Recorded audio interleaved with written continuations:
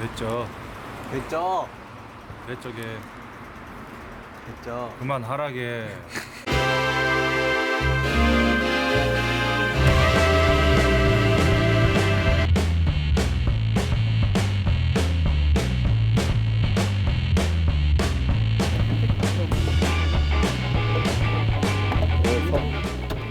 지금 시간은 10시 한 반쯤.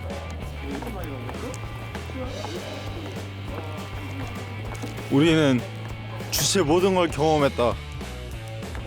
걷기 중, 지금은 걷기 중.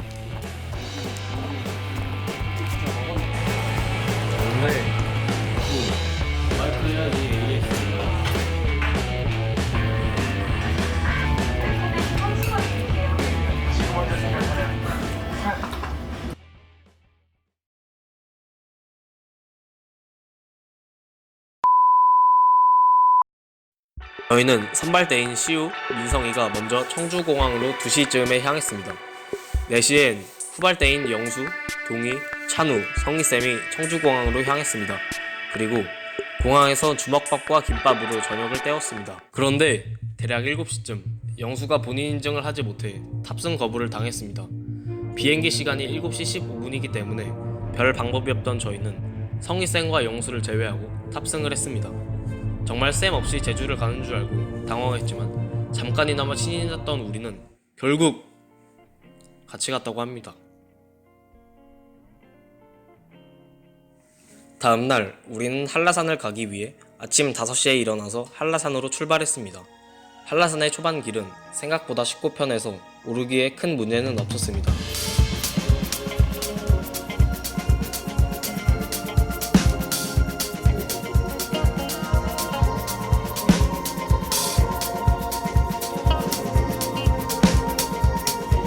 이거 어떻게 생각하세요? 형이 또 추워서 본능적으로 또 손 집어넣는다. 누가 더 약한 거죠? 당연히 형이죠. 용수 형이죠. 근데 추워가지고 이거 긴팔 입고 온 거. 왜 영수가 약한지 말해주세요. 약한 용수. 그냥 더워서 빨개진 에, 거잖아. 여기 보고 빨개진 것 같은데? 왜 영수가 더 약한지 말해주세요. 용수 형 지금 추워서 벌벌벌 떨고 있는데 그게 지금 거의 지진 날 것 같거든요. 죄송한데 지금 긴팔 입고 있는 사람은 진짜 발언권이 방금 없. 벌벌벌 떠는 거 보고 긴팔에 발언권이 없어요. 솔직히 약간 죄송한데. 무서웠어요. 긴팔에 이러다가 영수 형이 죽는 건 아닐까 걱정되긴 했지만 뭐 그래도 잘 따라와 주더라고요 영수 형. 뿌듯합니다. 긴팔은 발언권 없는 거 혹시나 진짜.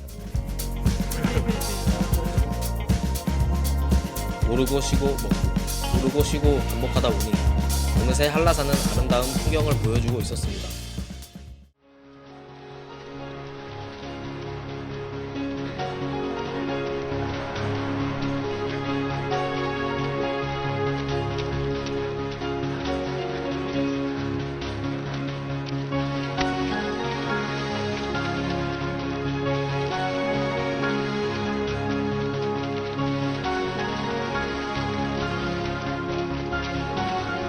오르고 올라 드디어 한라산의 정상까지 도착을 했지만 기대와는 달리 백록담은 별로 볼 게 없었습니다. 다음에 풍경이 예쁠 때 한 번 더 와야 할 것 같네요. 정상에는 백록담만 있는 것이 아니라 체험학습을 온 학생들로 백록담은 붐볐습니다. 아이들이 있거나 말거나 우리들은 5시에 일어나 한라산의 어려운 관음사 코스로 정상까지 그 일정을 소화했다는 것, 그 사이에 끼어있는 작은 에피소드들과 함께 좋은 추억을 만들고 하산을 했습니다.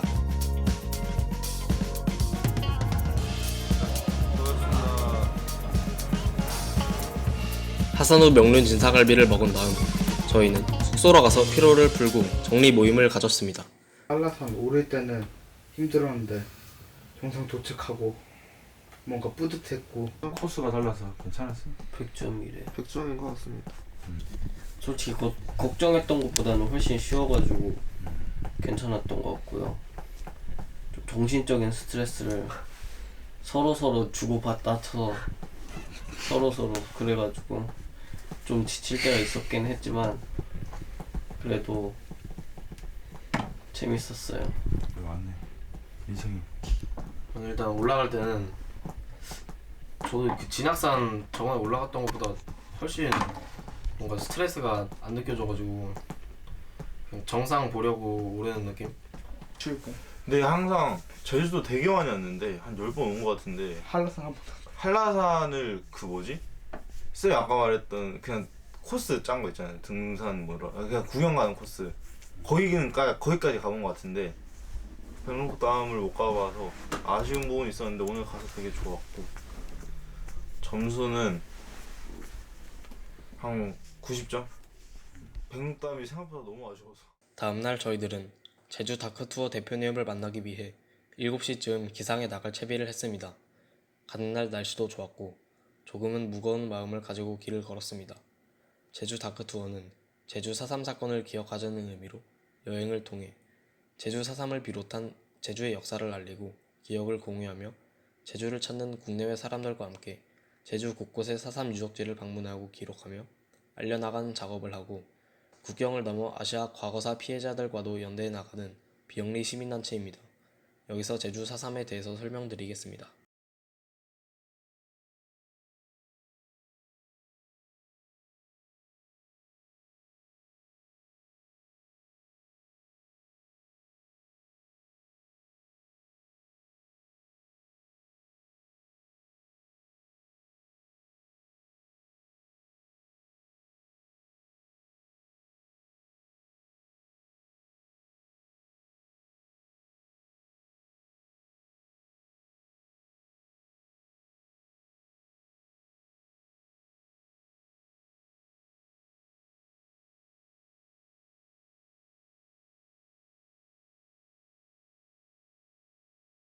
에서 나간 지 약 1시간 좀 넘으니 다크투어의 사무실에 도착했습니다.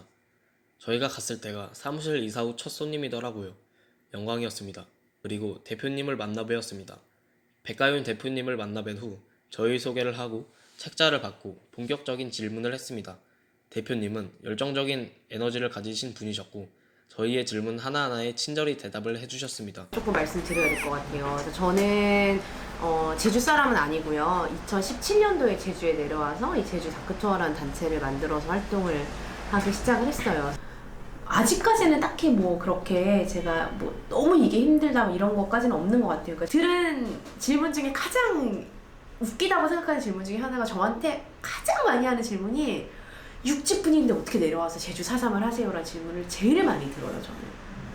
근데 제가 광주 5.18 운동을 할 때 광주 사람이 아닌데 어떻게 광주 5.18을 해요라는 얘기 아무도 저한테 하지 않거든요. 제주만 그걸 물어보더라고요. 그래서 저는 그거를 뛰어넘을 때 제주 4.3이 제대로 운동으로 나아갈 수 있다라는 생각을 좀 하게 되는 것 같아요.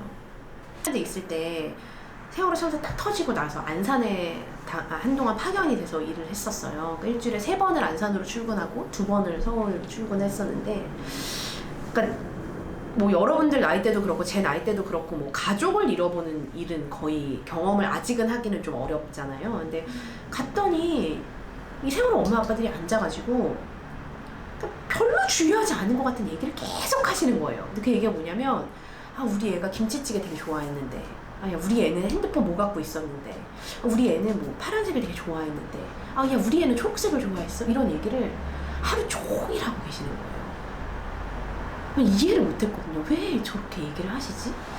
근데 나중에 뭐 저도 이제 가족을 잃는 일이 뭐 저도 여러분들보다는 조금 이제 연령대가 있으니까 이제 그런 일을 경험하고 이렇게 하다 보니까 잊혀지는 게 되게 두려운 거구나. 그러니까 유가족들은 누군가가 이거를 되게 기억해 주기를 바라는 마음이 되게 크다라는 생각을 했던 것 같아요. 그래서 이 뭔가 가까운 사람이 죽음이라는 거는 아무리 준비를 많이 하고 아무리 우리가 예고를 하고 이분이 뭐 병에 걸려서 돌아가실 거다라고 생각을 해도 사실은 되게 큰 상실감인데, 눈앞에서 가족을 잃은 사람들은 얼마나 이걸 기억해 주길래 바랄까. 우리 아이를, 우리 가족을, 4.3도 마찬가지잖아요.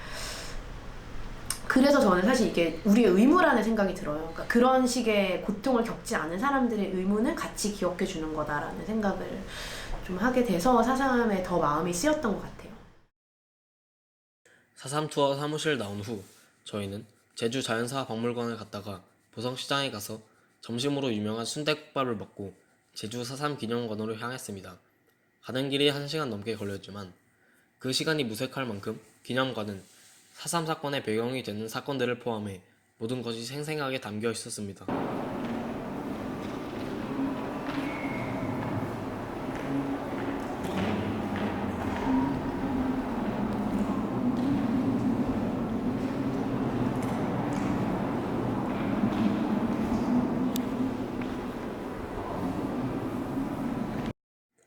여행하고 놀러 제주도에 온 것이 아닌 몰랐던 것을 알고 기억하려 제주도에 온 느낌은 사뭇 달랐습니다.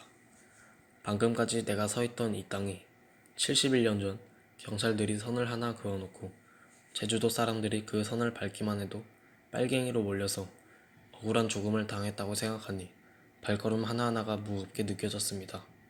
내가 알지 못했던 것, 우리가 알지 못했던 것들을 깨닫고 우리들은 제주 4.3 사건을 기억해야 하는 이유를 점차 찾아가고 있었습니다.